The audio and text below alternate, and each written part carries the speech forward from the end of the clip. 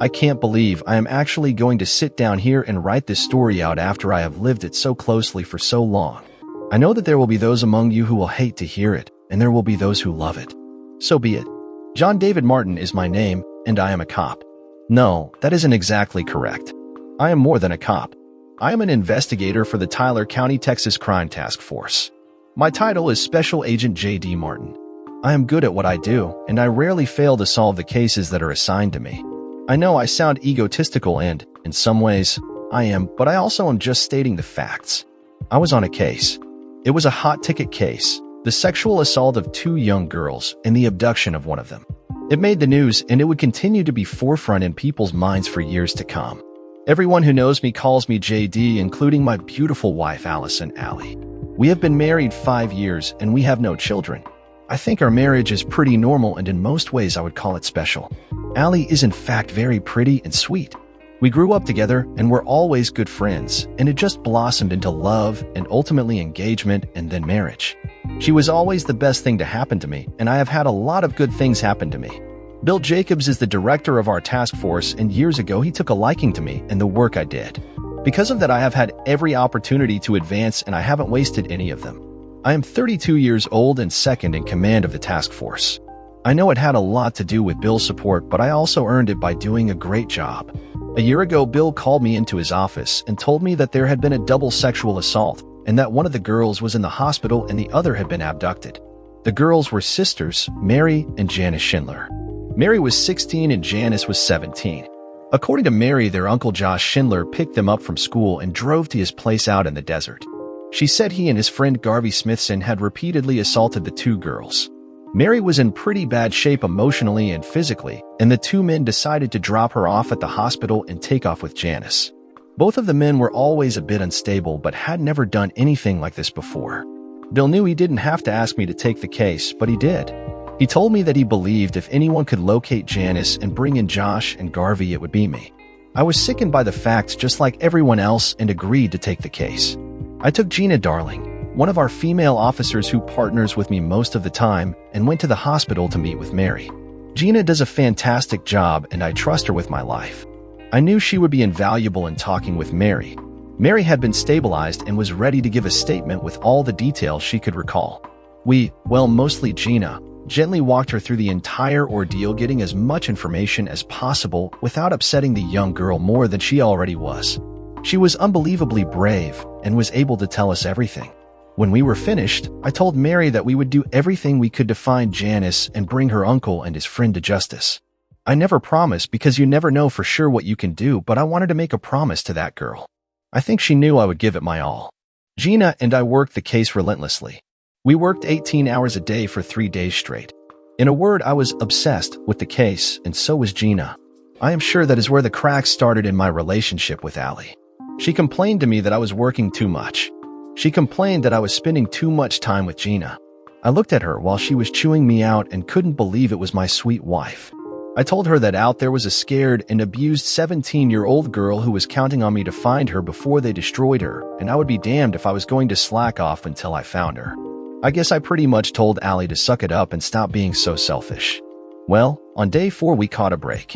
Someone spotted Garvey in Creighton, a small town at the far eastern boundary of our county. He had gone into a grocery store to buy some supplies and had been seen by someone who recognized him.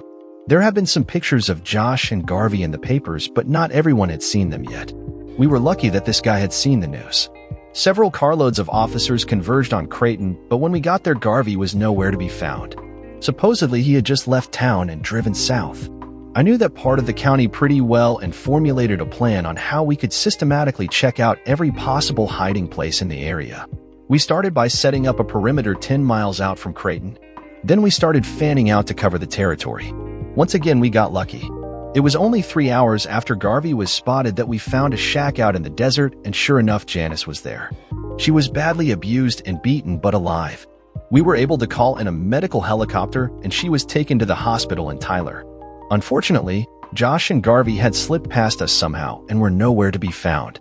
I knew it would be difficult to locate them, but I was determined that they would not get away with this, and I made a promise to myself that I would find them and see them punished for what they had done to these 2 girls. We went back to Tyler and Gina, and I went to the hospital to check up on both girls. Janice was out of surgery for vaginal and anal tears and was in recovery. Gina and I just sat there talking about the case, and I made it clear to her that I was going to find those two slime balls if it was the last thing I ever did. I could tell that Gina was pretty emotional about the whole thing too, so I put my arm around her shoulder and gave her a little hug and smiled to reassure her. I told her we would get these men and bring them to justice. When we had a chance to slip in and talk with Janice, she told us that her Uncle Josh and Garvey had decided to leave her there and were going to light out for parts unknown, as they put it. She thought she heard them say something about South Texas, but she wasn't sure. Other than the details of the sexual assault and abduction, she couldn't be much more help in locating the two men. We were overjoyed that both girls were safe and that they were going to recover. I know they were going to need extensive counseling and continued support from their friends and family, but I was sure they would be okay. On the last day of that week, I promised them I would find their uncle and his friend and bring them in. I know, I shouldn't have promised them, but I was that certain I would succeed. I guess here's where the story really starts. I continued to be obsessed with finding those two men. I am not apologizing for it, but it is true. I spent most waking moments working that case. I followed up on leads that others thought were cold trails. I wanted justice, and I did not want to fail in my promise to Mary and Janice. Needless to say, the situation got worse at home. Allie was constantly telling me that it was silly of me to work so hard on this case. The girls were both found and both doing better. I kept telling her that bringing Josh and Garvey to justice would help in the final healing for those two teenagers, and she kept telling me that I should let it go. I worked that case for 5 weeks, and our relationship got more strained every day. Then we caught our final break in the case. It was on a Tuesday morning when I was informed that the boys had been arrested in Lake Charles, Louisiana on a drunken, disorderly charge the night before, and the arresting officer was a cousin to the chief of police in Beaumont, Texas. I had been in contact with the chief of police of Beaumont, one Manny Grayson, many times in the past 5 weeks because I was following all leads in the South. He let me know that they were in custody in Lake Charles and would be held the maximum number of days to give us time to process an extradition. In 2 days, all of the paperwork was processed to extradite the two men from Louisiana to Texas, and I made arrangements to go pick them up on Friday. I was going to drive down to Beaumont, and Manny, Gina, and I were going to go over to Lake Charles and bring the prisoners back to Texas. I figured that the trip would take me about 5 hours each way, so I planned on leaving about 4 a.m. so we could have Josh and Garvey in custody by 10 a.m. and be back in Tyler before 5 p.m. When I was up and ready to leave, I leaned over Allie and kissed her on the forehead. I said, "Goodbye, honey. When I get home tonight, all of this will be over, and I will make it up to you for all the time I have spent on this case." Her response was less enthusiastic than I had expected it to be when she said, "Well, don't hurry back on my account, JD. I am sure I will find something to keep me occupied until you get back. I have been on my own for the last 6 weeks, so nothing new there."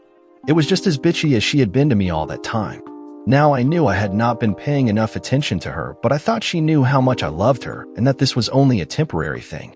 I thought she would be overjoyed, but all I got was the sarcasm. I knew I would have a lot to do to make it up to her, and I was more than willing to do it. I missed her too, but this case was ultra important to those girls, to our town, and to me. I would make it up to her. When I left the house, I was in full go get the prisoner gear. I had everything I would need to bring those a-holes back to justice with a capital jail. I had arranged for Gina to go with me since I knew this case was special to her too, so I stopped at the station and picked her up as we had arranged in advance. We drove in silence for about 2 hours, both contemplating our own thoughts on the events of the day. I looked over at her a couple of times and she was deep in thought, so I didn't say anything. Suddenly, the silence was broken with our phone ringing. Gina picked it up and listened for a minute, then handed it to me saying, "It is the director." "This is JD," I said. "What is it, director?" "JD, pull over so we can talk," he replied. So I found a spot to pull off the road, and Bill proceeded to tell me that the extradition order had been rescinded by Louisiana. Apparently, an enterprising assistant district attorney had thought to run DNA comparisons of Josh and Garvey and had a hit on an unsolved assault and murder from 8 months previous. Since they had the murder along with the sexual assault, it was decided that Louisiana would prosecute first, and therefore, we weren't going to be taking them back with us to Texas. Although Gina and I weren't happy about not getting justice in our own jurisdiction, we both understood that their case had the greatest potential for the death penalty. In Texas, because there was no murder, we would probably only be able to put them away for life. We grudgingly agreed to leave the current prosecution to Louisiana. Actually, we had no choice. They had the boys, and we didn't. I did get on the phone, though, with Manny to be certain that he informs the Louisiana court system the two should be held without bail since they were obvious flight risks and were facing additional criminal charges in Texas. He assured me that he would communicate with his cousin and that they would not be released. When all talk had ended, we turned around and headed back to Tyler. Bill had told us to take some time off since there were no pressing investigations now that Josh and Garvey had been apprehended. We stopped for breakfast on our way back, and I dropped Gina at the station around 11 a.m. and headed home. When I got home and opened the garage door, there was a car parked in my spot. I know, there is always a strange car parked at the Porslob's house. But it was true. It was a hot red Mustang, and I thought I knew whose it was, one Billy Marconi, a local badass. I, of course, had a very bad feeling in the pit of my stomach, and even before I entered the house, I felt the rage building in me. I knew what I was going to find, and I knew I wouldn't like it. I quietly entered through the garage into the utility room, and from there worked my way through the kitchen, foyer, and up the stairs to the bedrooms. There was no evidence lying around like you might expect, no shoes or piles of clothes, but when I reached the top of the stairs, I could hear them in the master bedroom. "Oh God, Billy, you do me so good. Every time seems to get better than the last," Allie said. "Am I better than that a-hole husband of yours?" replied Billy. "Oh God, yes, Billy. You know how to make me feel like a total 304, and I love it. JD loves me, and he would never make me feel like a 304, but I love being used by you. Just drill me," she said. As I walked down the hallway to the bedroom, I could feel the blood pounding in my head, and I knew I was pretty much over the top.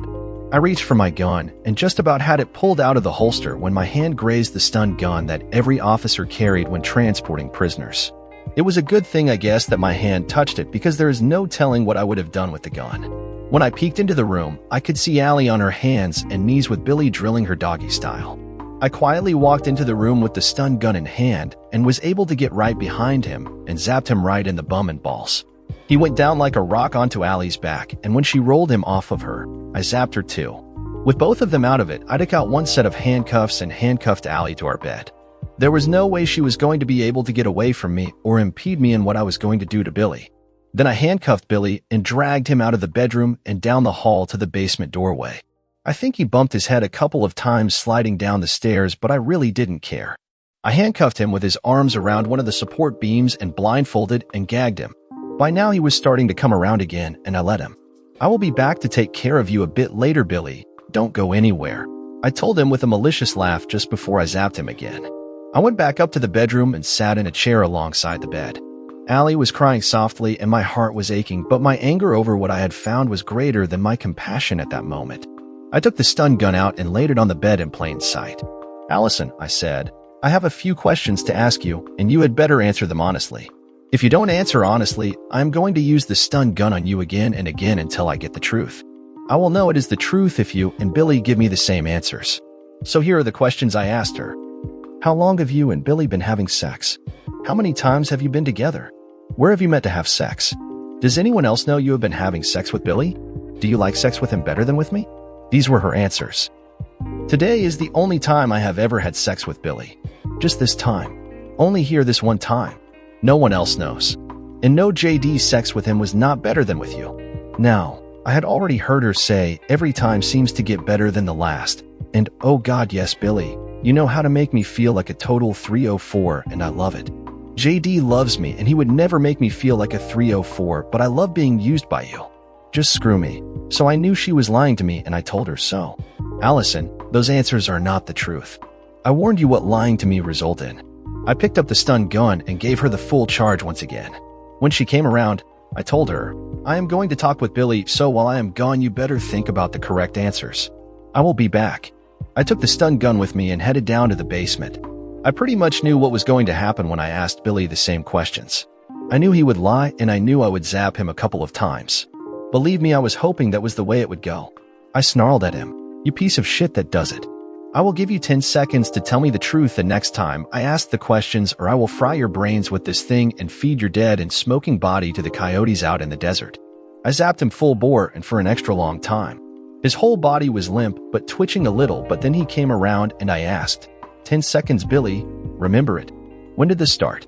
I started counting. 10, 9, 8, 7. When I got to 5, he blurted out, "About 6 weeks ago. How many times did you and Allie have sex?" "At least once a week each of those 6 weeks, and sometimes it was twice a week, so maybe 8 or 9 times." "Where did you do it?" "Always here in your bed. When you were going to be gone for a while, she would call and I would come over." "Does anyone else know you have been banging my wife?" "No, I kept her to myself. Some of my guys know I am meeting a woman, but no one knows who or where I go to meet her." "Billy, is there anything else you would like to add? Is this the truth this time?" "No, man, this is the truth. You know I am sorry I did this, but you know she came on to me and all, and you know how it is, man. Guys just aren't that strong to turn it down." "Big mistake. The dumb shit should have kept his trap shut." I told him, "I will be back later to finish up with you, Billy. Don't go anywhere." And I gave him one more lengthy surge with the stun gun just because he pissed me off. I walked back upstairs to Allie and said, "Well, Billy seems to have come up with the truth. He doesn't seem to care for this stun gun very much, so he spilled his guts. Are you ready to be honest with me now? Answer the questions, Allison." She couldn't look at me, but she started. "The first time was about 6 weeks ago. We have been together once or twice a week for each week. So that is maybe 8 or 9 times. He always came here and always in this bed. No one else knows, JD. And I did like the sex because it was so dirty, but I love you and the way you make love to me. JD, I am so sorry." "Allison, I know you are sorry now. But what I don't know is if you are sorry you did it or sorry you got caught, and I will never be able to know that for certain, and I can't live like that. I'm going to go and take care of Billy, and then I will be back to let you go."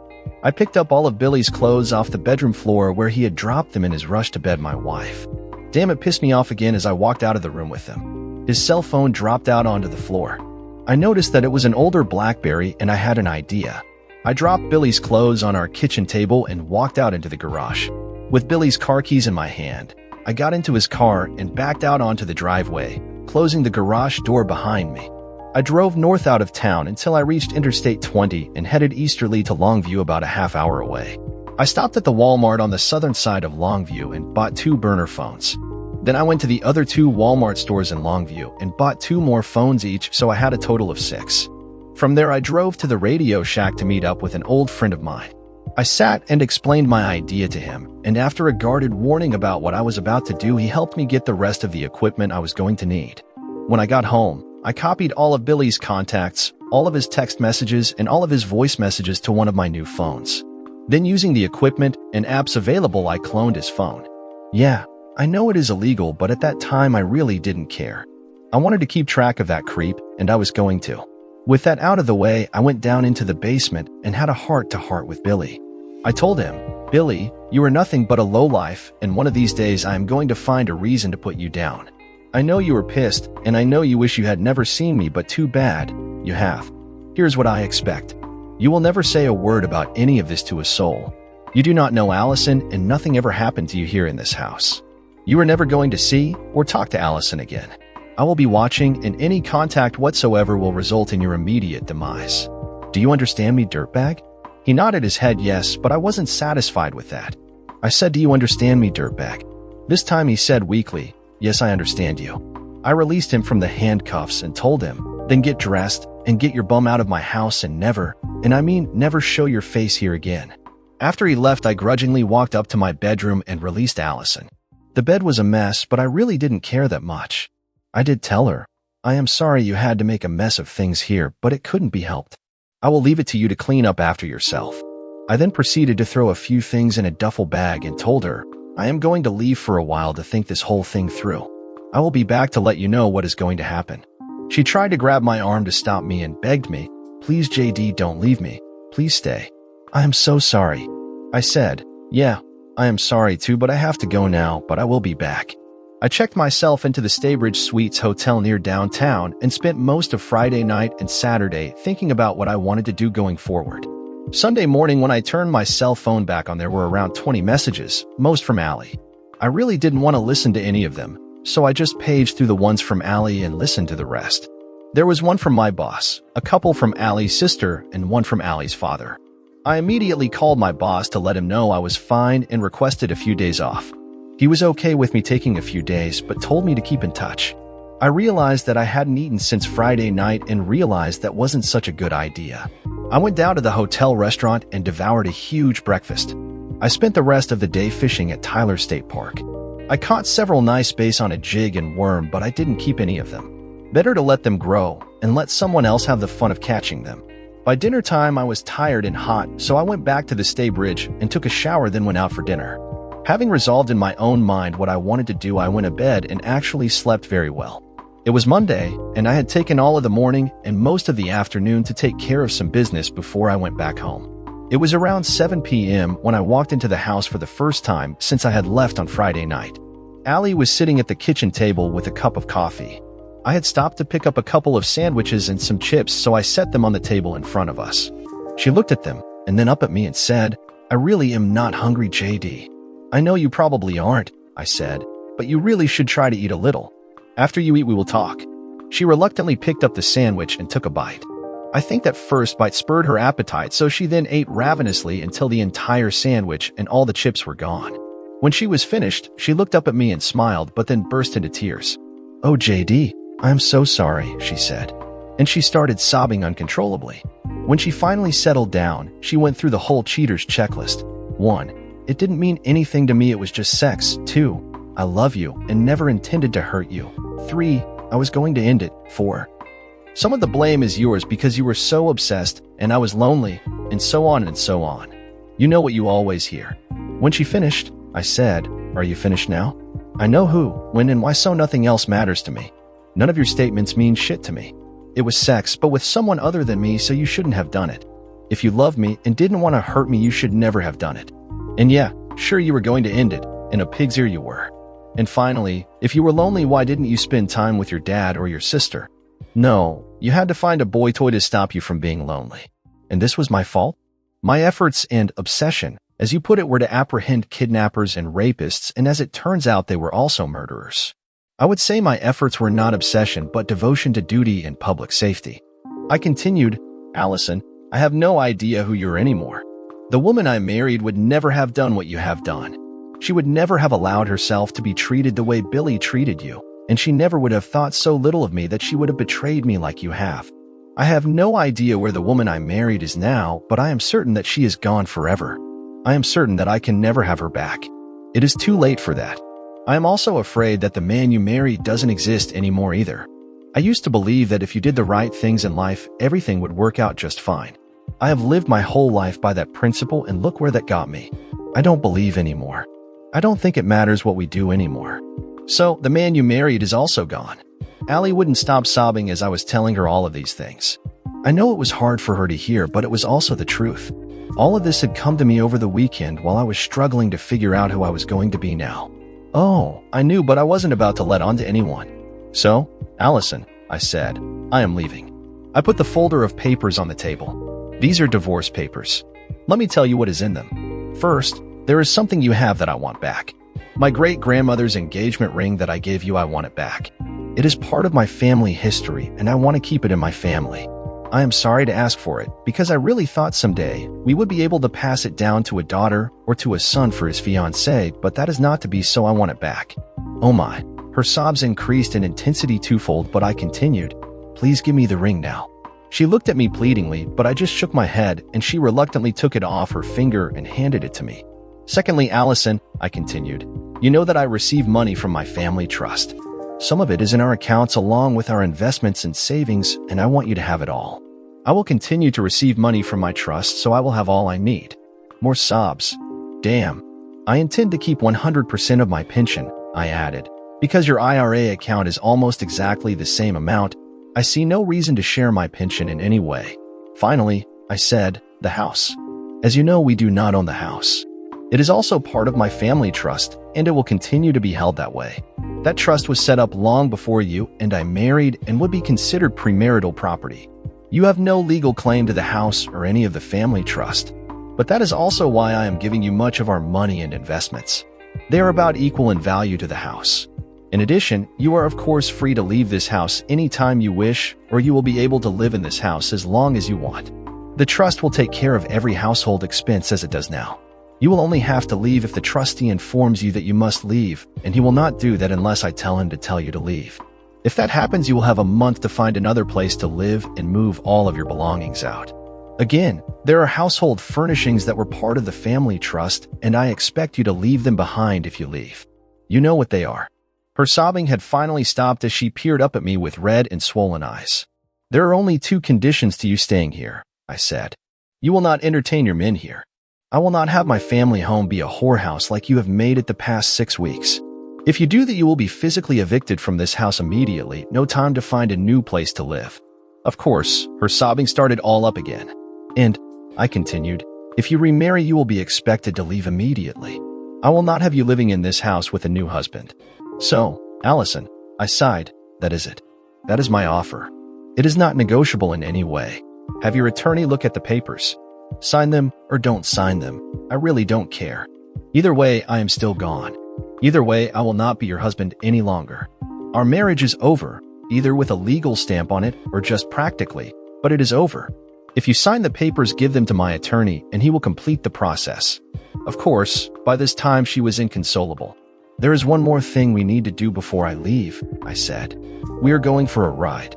We went out to my squad car, and I told Allison to sit in the back seat. She didn't know it, but I wanted her there so she couldn't get out.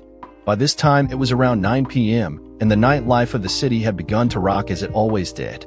We drove into the seedier part of town, and I stopped at a curb outside one of the hotter pickup spots. There were a number of women standing around, and I walked over and talked to them for a minute. Allison was still in the back seat of the squad. I took one of the women by the arm and led her over to the car. "Get in the back seat, Brenda," I said. So she climbed in and sat next to Allison. As I drove off, I could see both women in the back seat sizing each other up. After we were out of the seedier part of town, I pulled into a strip mall parking lot and continued with my plans. "Allison," I said, "this is Brenda. I'm going to ask her a few questions, and I want you to just listen to what she has to say." "Brenda, what is your real name?" "Damn it, JD. You know who I am." "I know, but I want you to just answer all of my questions, Brenda." "Okay. I am really Judy Parker. Are you married?" She sighed deeply and said, "Not anymore." "Were you married?" "Yes, to Ron Parker." "And who is Ron Parker?" "He's an assistant DA in the city." "And why aren't you married to Ron Parker anymore?" "He divorced me for cheating on him." "And Brenda, what are you now?" "Goddamn you, JD. You know what I am. I'm a prostitute." "Are you happy now?" "No, Judy, I am not happy, and I know you aren't happy either." "But why don't you tell Allison here how you became a prostitute?" "Don't leave anything out." By this time, Allison's eyes were bugging out and her mouth was hanging open. "Well, Brenda, Judy, it all started when I met Billy Marconi at a social gathering. He was handsome and so charming and really liked being around me. My husband was so absorbed in schmoozing with the big shots at the party that he just seemed to be ignoring me, and Billy stepped in to make me feel good. We had several drinks together, and before I knew it, we were out on the patio, and he had caressed my body a number of times. He whispered things in my ear that I had never heard from a man before, how he would make me feel if he could have me alone. I was vulnerable and he took full advantage, but of course then I didn't know that. Before we walked back inside, we had made arrangements to have lunch the next day at the Carlton Hotel restaurant. Of course, you know what happened. We ended up in one of the rooms and Billy screwed me silly. I loved it. He was so attentive and so wonderful. That started the long road to where I am now. He started coming over to the house when Ron was gone on business. He would screw me all day sometimes, and I had so many orgasms I could hardly see straight, much less think straight.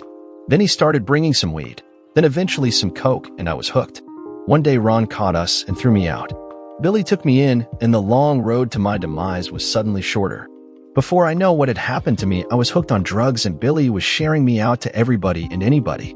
Then he found someone new to work on, and he just relegated me to his stable of girls. So that is where I am today. I could see Allison just shaking in the back seat. She was in shock.